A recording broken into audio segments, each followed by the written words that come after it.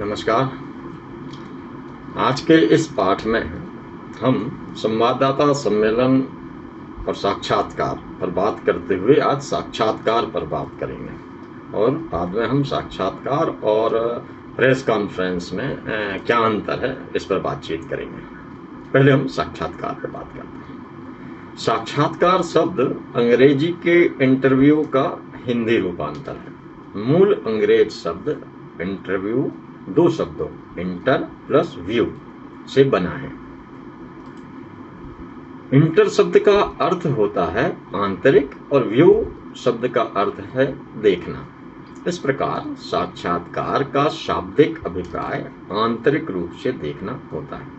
पत्रकारिता में साक्षात्कार प्रणाली का सर्वाधिक महत्व होता है। पत्रकारिता के अन्य क्षेत्रों में साक्षात्कारदाता स्वयं अपने आप भी कुछ विशेष प्रकार की सूचना या जानकारी प्रदान करता है जो संवाद बनाने में सहायक होती है। पत्रकारिता के क्षेत्र में किसी प्रकार की अध्ययन सामग्री के निरीक्षण और मत्स्यापन में भी साक्षात्कार की महत्वपूर्ण भूमिका होती है। साक्षात्कार को व्यवहारिक दृष्टि से एक प्रकार की मौखिक प्रश्नावली की भी संज्ञा दी जा सकती है। इसमें साक्षात्कारकर्ता साक्षात्कारदाता से आमने सामने मौखिक उत्तर प्राप्त करता है। अनुसंधान के क्षेत्र में साक्षात्कार को एक सार्थक और श्रेष्ठ उपकरण माना जाता है। जो व्यक्ति किसी कारण से लिखित रूप से गुप्त सूचनाएं नहीं देना चाहते उनसे भी साक्षात्कार द्वारा सूचनाएं प्राप्त हो जाती हैं। प्रश्नावली में कुछ प्रश्न प्रश्नकर्ता से भी छूट सकते हैं और लिखित उत्तरदाता भी प्रश्नों की उपेक्षा कर सकता है। कभी कभी प्रश्न का समुचित उत्तर भी नहीं मिल पाता। इस प्रकार की कमियां साक्षात्कार में नहीं होती। साक्षात्कारकर्ता अपने उद्देश्य को समझाकर मूल सूचनाएं प्राप्त कर सकता है और आवश्यकता अनुसार पूरक प्रश्न भी कर सकता है। इससे किसी एक ही प्रश्न के विभिन्न अवस्थाओं में उत्तर प्राप्त करके उसकी विश्वसनीयता ज्ञात की जा सकती है।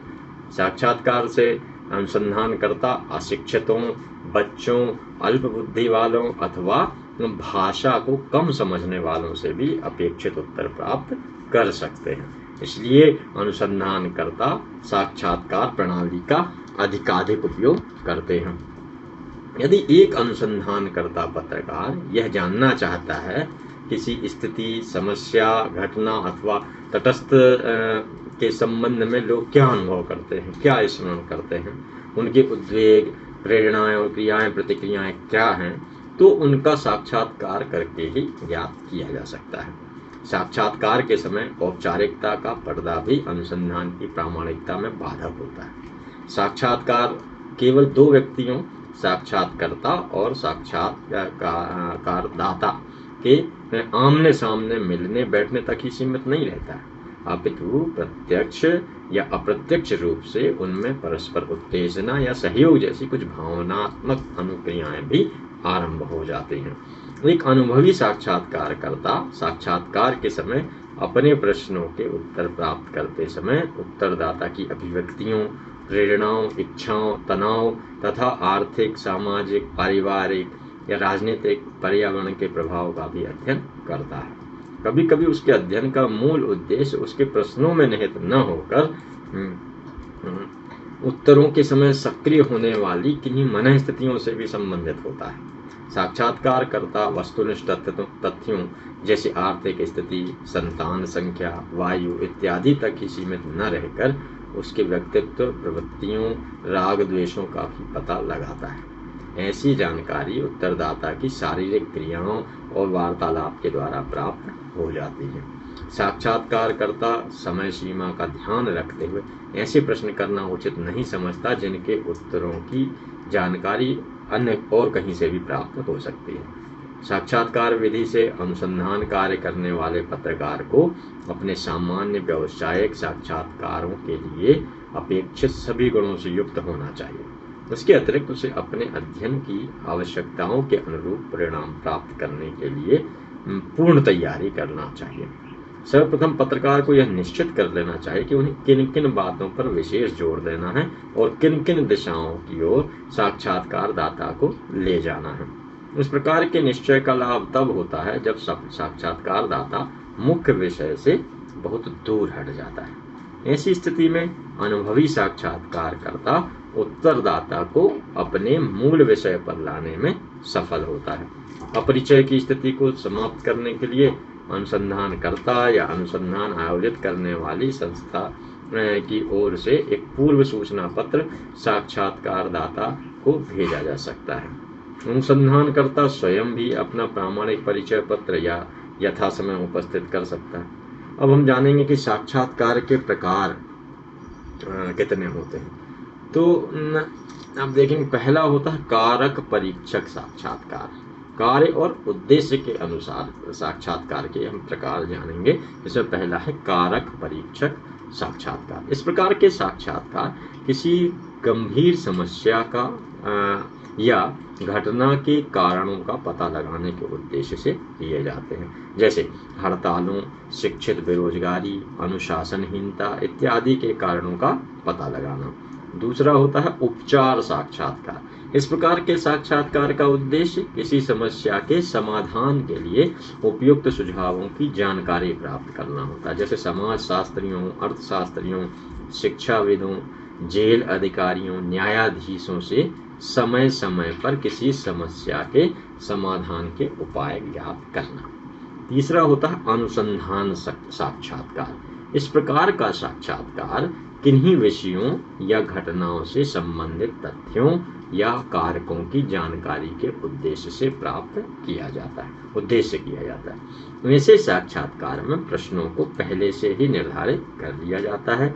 इससे साक्षात्कार एक निर्दिष्ट दिशा में रहता है। चौथा होता है औपचारिक साक्षात्कार। इस प्रकार के साक्षात्कार में सूचनादाता से निश्चित प्रश्न ही किए जाते हैं और उत्तरों को भी निश्चित ढंग से ही लिखा जाता है। ऐसे साक्षात्कार में साक्षात्कारकर्ता प्रश्नों या उनकी भाषा शैली में परिवर्तन नहीं कर सकता। इसलिए ऐसे साक्षात्कारों को नियंत्रित, नियोजित, निर्देशित या व्यवस्थित साक्षात्कार भी कहा जाता है। अनौपचारिक साक्षात्कार। इस प्रकार के साक्षात्कार में पूर्व निर्मित अनुसूची का उपयोग नहीं किया जाता।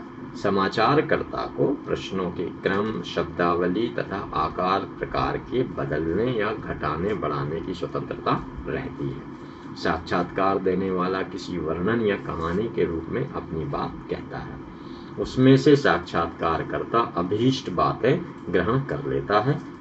मनोवैज्ञानिक और पूर्वगामी अध्ययन में ऐसे साक्षात्कार विशेष उपयोगी होते हैं।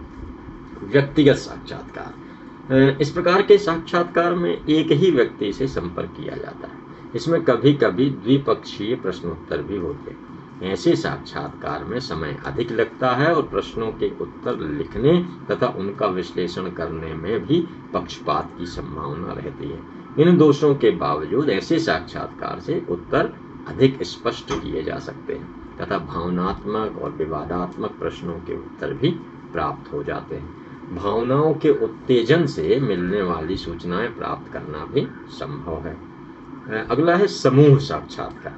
इस प्रकार के साक्षात्कार में साक्षात्कारकर्ता एक ही समय और स्थान में अनेक सूचनादाताओं से साक्षात्कार करता है। ऐसे साक्षात्कार विवादात्मक होने पर कुछ उत्तरदाता मौन हो सकते हैं और कुछ अन्य व्यक्तियों द्वारा व्यक्त किए गए विचारों का विरोध या समर्थन भी कर सकते हैं।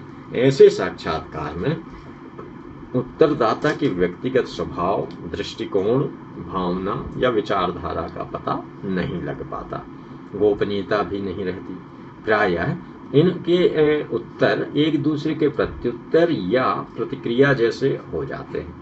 प्रायः साक्षात्कार एक विचार गोष्ठी का रूप ले लेता है, किंतु इस विधि से अनेक व्यक्तियों से संपर्क हो जाता है और प्राप्त उत्तर भी विश्वसनीय हो जाता है। धन तथा समय की बचत के साथ साथ व्यापक तथ्यों को एकत्रित करने में भी सुविधा होती है। अगला है अनिर्देशित साक्षात्कार। इस प्रकार का साक्षात्कार अनौपचारिक या अनियंत्रित साक्षात्कार से साम्य रखता है। इसमें किसी पूर्व योजित अनुसूची या प्रश्नावली के अनुसार प्रश्न न पूछकर स्वतंत्र रूप से वार्तालाप चलता है। सूचनादाता व्याख्यात्मक विवरण के रूप में अपने विचार प्रकट करता जाता है। सूचनादाता पूर्ण स्वतंत्र होता है और भावावेग में मन की अनेक बातें कह डालता है। साक्षात्कारकर्ता बीच में कुछ बोले बिना अपने मतलब की बात लिख लेता है। इस विधि से किसी अध्ययन के लिए प्रश्नों को तैयार करने की प्रेरणा भी मिल सकती है। अगला है केंद्रित साक्षात्कार। इस प्रकार का साक्षात्कार उन्हीं व्यक्तियों से संबंधित होता है जो किसी विशेष परिस्थिति में रह चुके हैं। इसमें सूचनादाता को युक्तिपूर्वक प्रत्यक्ष अथवा अप्रत्यक्ष रूप से विषय से बाहर नहीं बोलने दिया जाता है। भय, तनाव अथवा भावात्मक क्रियाओं या प्रवृत्तियों का अध्ययन करने में यह प्रणाली विशेष उपयोगी होती है। किसी व्यक्ति के अंतर्गत अनुभवों और धारणाओं का ठीक पता लगाने के लिए यह साक्षात्कार पथ प्रदर्शिका इंटरव्यू गाइड के अनुसार ही होता है। इसके बाद आता है पुनरावृत्ति साक्षात्कार। इस प्रकार के साक्षात्कार को बार बार दोहराया जाता है। इससे यह ज्ञात किया जाता है कि कोई व्यवहार, सामाजिक परिस्थिति या मनोवैज्ञानिक अथवा प्रक्रिया किन किन कारकों, क्रियाओं और अभिवृत्तियों से प्रभावित या उत्पन्न हुई है। इस प्रकार पॉल लेजार्सफील्ड और उनके सहयोगियों ने यह पता लगाया था कि अमेरिकी नागरिकों को राष्ट्रपति के चुनाव के संबंध में अपनी राय या अभिमत बनाने में मतदाता के रूप में उनका मस्तिष्क किन किन स्थितियों से गुजरता है। अगला है अल्प संपर्क साक्षात्कार। इस प्रकार का साक्षात्कार आकस्मिक या अनायास रूप से रास्ता चलते, यात्रा में, hotel, railway station, bus stand, पान की दुकान इत्यादि किसी भी स्थान पर किसी भी समय में हो सकता है। इस प्रकार के साक्षात्कार में कभी कभी बहुत थोड़े समय या थोड़े धन के व्यय से ही बड़ी बड़ी महत्वपूर्ण सूचनाएं अकस्मात प्राप्त हो जाती हैं। अल्प संपर्क साक्षात्कार से प्राप्त कुछ सूचनाएं अन्य महत्वपूर्ण सूचनाओं को प्राप्त करने में पथ प्रदर्शक का काम भी करती हैं। अगला आता है दीर्घ संपर्क साक्षात्कार। इस प्रकार का साक्षात्कार किसी गंभीर, सूक्ष्म अथवा रहस्यपूर्ण समस्या, स्थिति या घटना का अध्ययन करने के उद्देश्य से किया जाता है। इसमें अधिक समय लगाना आवश्यक होता है। आदिम जातियों के कार्यकलापों, प्रवृत्तियों, अपराधी अथवा अविवाहित स्त्रियों की मनोवृत्तियों, विशिष्ट व्यक्तियों द्वारा रचे गए षड्यंत्रों, आर्थिक घोटालों, यौन व्यवहारों अथवा इसी प्रकृति की अन्य गोपनीय स्थितियों का पता लगाने में लंबे साक्षात्कार ही सार्थक होते हैं। अब हम आते हैं कि साक्षात्कार की तैयारी कैसे करें। अनुसंधान पत्रकारिता के लिए साक्षात्कार की कार्यप्रणाली बहुत व्यापक और जटिल होती है। सामान्य संवाददाताओं या पत्रकारों के साक्षात्कार और अनुसंधान पत्रिका के क्षेत्र के लिए अपेक्षित साक्षात्कार प्रणाली में अंतर होता है। सामान्य साक्षात्कार काम चलाऊ और अवैज्ञानिक भी हो सकता है, किंतु किसी अनुसंधान पत्रकार द्वारा किया गया साक्षात्कार सुनिश्चित उद्देश्यों, लक्ष्यों और आदर्शों से प्रेरित होता है। यह एक वैज्ञानिक कला भी है, इसलिए इसके लिए एक व्यवस्थित विधिवत बनाकर कार्यप्रणाली पहले ही निर्धारित कर लेनी चाहिए। एक सुविचारित, व्यवस्थित वैज्ञानिक कार्यप्रणाली को एक कुछ क्रमों में वर्गीकृत कर सकते हैं। जैसे साक्षात्कार की तैयारी में पहला समस्या का पूर्ण ज्ञान, पथ प्रदर्शी का निर्माण, व्यक्तियों का चुनाव, प्रारंभिक विचारण, समय निर्धारण और अनुकूल दशाओं का निर्माण, ये पहले चरण में कर लिया जाता है। अब साक्षात्कार प्रक्रिया के मुख्य भाग, जिसमें संपर्क स्थापना, सहयोग का आग्रह, प्रश्न पूछना, नियंत्रण, निर्देशन, प्रमाणीकरण, समाप्ति और फिर रिपोर्ट राइटिंग। इसमें पहला है समस्या का पूर्ण ज्ञान। जो पहला स्टेप है, स्टेप का पहला भाग है, वह है समस्या का पूर्ण ज्ञान। साक्षात्कारकर्ता को अपने अध्ययन विषय या समस्या के सभी पहलुओं का पूरा ज्ञान होना चाहिए। जो साक्षात्कारकर्ता समस्या की प्रवृत्ति, उसके उद्देश्यों और उसके अध्ययन के उद्देश्य से अनभिज्ञ या अल्पज्ञ होते हैं, वह उत्तरदाता द्वारा पूछे गए प्रति प्रश्नों के उत्तर या उसकी शंकाओं का समाधान नहीं प्रस्तुत करता। साक्षात्कार पथ प्रदर्शिका। पथ प्रदर्शिका दो तरह की होती है, एक अवलोकन पथ प्रदर्शिका और दूसरी साक्षात्कार पथ प्रदर्शिका, मतलब ऑब्जर्वेशन और इंटरव्यू गाइड। अनुसंधान पत्रकार पहले से ही एक सर्वांगपूर्ण साक्षात्कार पथ प्रदर्शिका, एक तरह की गाइड बना लेता है, तो वार्तालाप करते समय उसे अभीष्ट लक्ष्य तक पहुंचने में कठिनाई नहीं होती।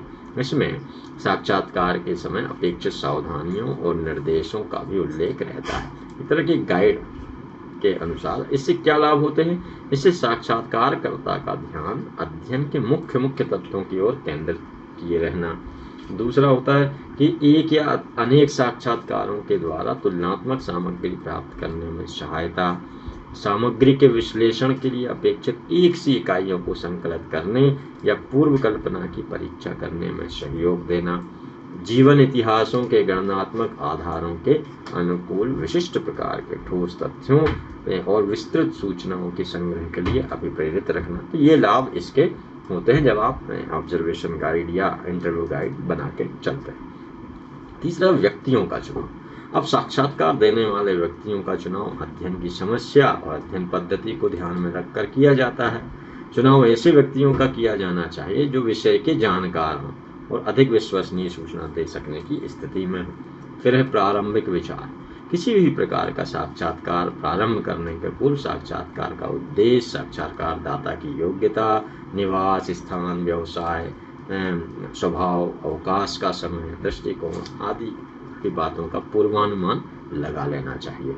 साक्षात्कारदाता से परिचय भी स्थापित करना आवश्यक है। यह आप परिचय पत्र द्वारा या पर्सनल जाकर बात करके कर सकते हैं। यदि विषय किसी समूह, समुदाय, वर्ग या संगठन से संबंधित हो तो सबसे पहले उसके नेता से संपर्क करना चाहिए। फिर समय निर्धारण। फिर आप जब यह तैयारियां कर चुके हैं तो उसके द्वारा परामर्श से, पत्र, टेलीफोन या व्यक्तिगत संपर्क द्वारा समय का निर्धारण कर सकते हैं। समय के साथ ही स्थान का भी निर्धारण आवश्यक है। प्रथम संपर्क स्थापित करते समय परिचय पत्र अवश्य देना चाहिए तथा उस स्थान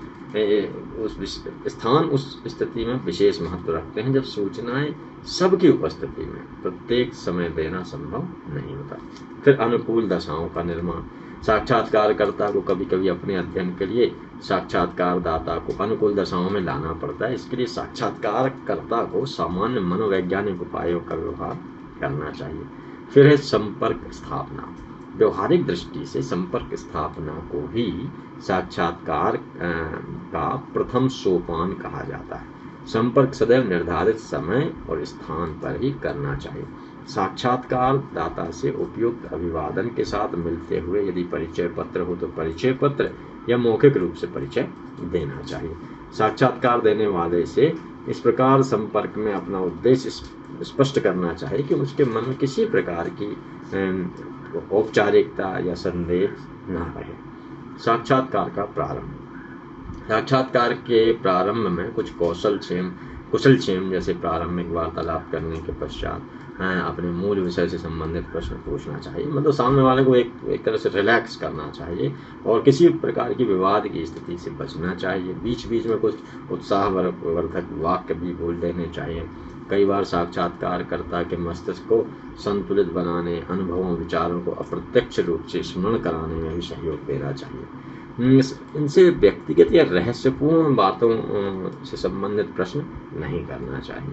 सूचनाओं का लेखन। अब उनके उत्तरों को जो साक्षात्कारदाता द्वारा प्राप्त हुए हैं उसके लिए आप टेप रिकॉर्डर का उपयोग कर सकते हैं, किंतु कुछ अध्ययनों की प्रकृति ऐसी भी हो सकती है जिसके कारण साक्षात्कारदाता अपनी बात को रिकॉर्ड कराने से इनकार कर सकते हैं। ऐसी स्थिति में उचित होगा कि साक्षात्कारदाता की इच्छा का ध्यान रखा जाए। उत्तरों को दो तरह से लिखा जा सकता है। एक तो साक्षात्कार के समय लिखते रहना, इसमें यह सुविधा रहती है कि उत्तरों को यथा रूप लिखा जा सकता है, किंतु साक्षात्कार का जो स्वाभाविक प्रवाह है वो इससे बाधित हो जाता है। फिर है साक्षात्कार के पश्चात लिखा जाए, तो उत्तरों को बाद में लिखा जा सकता है, किंतु यह संभव है कि कोई विस्तृत हो जाए। उपरोक्त दोनों स्थितियों की कमियों त्रुटियों से बचने की तो उचित स्थिति यही है कि साक्षात्कार विवरणों को साथ साथ संक्षिप्त रूप में सांकेतिक शब्दों में लिखते रहें। संकेत लिपि का ज्ञान अनुसंधान पत्रकार के लिए थोड़ा सा लाभदायक और सुविधाजनक होता है। अब साक्षात्कार समापन। जब साक्षात्कारदाता संबंधित प्रश्नों पर कुछ कहने की स्थिति में नहीं रह जाता, सभी प्रश्नों के उत्तर अपनी विवेक बुद्धि के अनुसार दे चुकता है, तो स्वाभाविक रूप से उसके बोलने की गति मंद हो जाती है और बीच बीच में या तो विषयांतर करके बोलने लगता है या रुक रुक कर कुछ कहता है। ऐसी स्थिति में साक्षात्कारकर्ता को स्वयं ही अपनी ओर से वार्तालाप समाप्त करने का प्रयास करना चाहिए। यदि साक्षात्कार एक चरण में समाप्त होने वाला न हो तो आगे के साक्षात्कार के लिए साक्षात्कारदाता को उत्सुक बनाए रखने के लिए साक्षात्कार को ऐसे केंद्र बिंदु पर स्थगित करना चाहिए जिससे आगे महत्वपूर्ण वार्ता के संकेत जिसमें निहित हो। साक्षात्कारदाता से भी पूछ लेना चाहिए कि कोई बात कहने के लिए कुछ रह तो नहीं या शेष तो नहीं रह गई है। यदि आवश्यक हो तो साक्षात्कारदाता द्वारा बताए गए विवरण को गोपनीय रखने का विश्वास दिलाते हुए कृतज्ञता ज्ञापन के साथ विदा लेनी चाहिए। साक्षात्कार प्रतिवेदन। अब रिपोर्ट। साक्षात्कारकर्ता को अपने साक्षात्कार परिणामों को लिखने में आलस्य नहीं करना चाहिए। सबसे अच्छा यह होता है कि उसी दिन प्राप्त सूचनाओं का पुनः स्मरण रिकॉल करके शीघ्र से शीघ्र लिख देना चाहिए। प्रतिवेदन प्रत्येक स्थिति में वास्तविक और पक्षपात रहित होना चाहिए। प्रतिवेदन पर साक्षात्कारकर्ता के व्यक्ति विचारों, मनोभावों और आदर्शों का प्रभाव उस पर कदापि नहीं होना चाहिए। अब थोड़ा सा इस बात पर कि साक्षात्कार में सावधानी किस तरह की बरतनी चाहिए। तो साक्षात्कार और व्यक्तिगत संपर्क द्वारा समाचार की विशद जानकारी प्राप्त की जाती है। देखा जाता है कि सरकारी वक्तव्य, सार्वजनिक विज्ञप्तियां या मंचीय भाषणों द्वारा प्रायः एक पक्षीय तत्वों का विवरण प्रस्तुत किया जाता है। साक्षात्कार द्वारा पत्रकार समाचारों से संबद्ध अधिकारी से पक्ष विपक्ष, गुण दोष एवं जनमत के प्रभाव की ठोस बातें ज्ञात करता है। दूसरे शब्दों में भेंट वार्ता, सम्मेलन या साक्षात्कार द्वारा समाचार के क्यों और कैसे की गहरी जानकारी मिलती है। समाचार पूर्णता को प्राप्त करता है। पत्रकारिता की एक अमेरिकी संस्था ने साक्षात्कार तकनीकी के लिए अपने छात्रों को एक सिद्धांत बताया था जिसे के.पी. नारायण ने संपादन कला में उद्धृत भी किया था, तो वह आपको पढ़ना चाहिए। आप तो इस तरह से इस पाठ में बस साक्षात्कार के बारे में, अगले पाठ में हम अनुसूची और प्रश्नावली पर बात करेंगे। उसके बाद हम प्रेस कॉन्फ्रेंस और साक्षात्कार में अंतर क्या होता है उस पर बात करेंगे। नमस्कार।